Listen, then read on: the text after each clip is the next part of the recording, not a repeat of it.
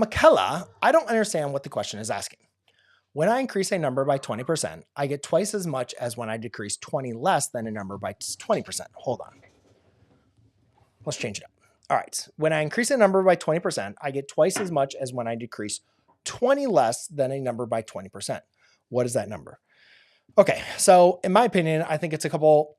So we got a word problem. Nobody likes word problems. And I don't choose word problems, but I kind of decided I've been working on a word problem course. And so I've been kind of like going back through them and kind of seeing like, I think this could be beneficial for a lot of students knowing how to work them out. I'm not going to go through the full thing. I'm going to try to keep this simplified so we can get through it. But I will hit on some of the points that I'll be talking about. So first thing is we need to identify what our variable is. So let's have x equal the number.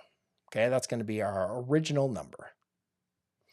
And so that is what we're trying to find, right? So we're trying to look for what is the original number.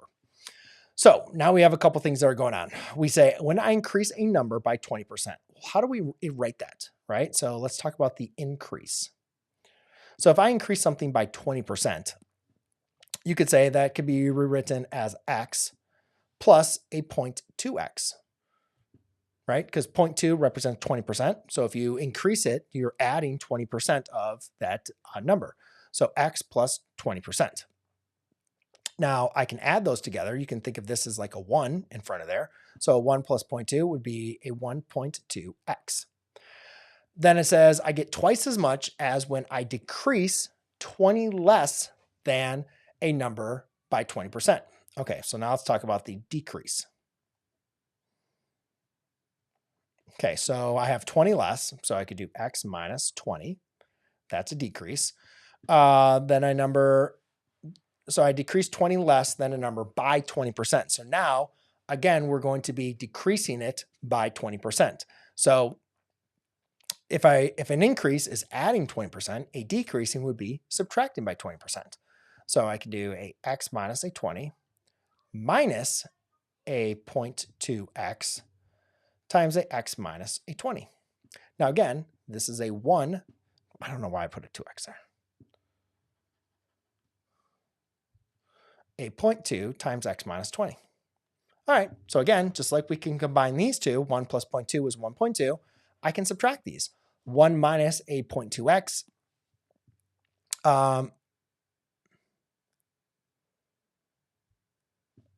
1 minus a 0.2x would be a 0.8 times x minus 20.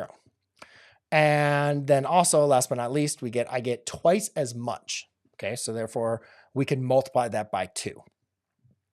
So then I can say a 2 times a 0.8 times a x minus 20. Okay, so when I increase a number by 20%, so therefore we can say increase the number by 20% is going to be the same as twice as much as when I decrease by 20 less than a number. So what is the number? So let's write out this equation. Let's change out the color. So now I can say a 1.2x is going to equal to a 2 times a 0.8 times a x minus a 20. All right, so we can multiply that. So this is going to be a 1.2x. The 2 times 0.1 is going to be a 1.6 times an x minus 20. Now, the next thing I'd like to do in this, I don't want to deal with decimals. I'm going to multiply everything by 10. I want to get rid of my decimals. So when I do that, this 10 is going to multiply by here as well as over by here. Let me make sure.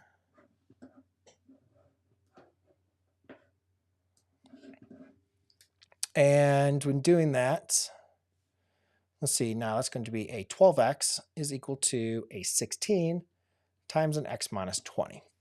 All right, so now I can distribute this. So I get a 12x equals a 16x minus, well, 6 times 20 is 120, 10 times 20 is 200, so that's going to be 320. I can subtract a 16x to the other side. That's going to be a negative 4x equals a negative 320. I know 32 divided by 4 is 8. So 320 divided by 4 is going to be 80. So x equals 80 is going to be your answer.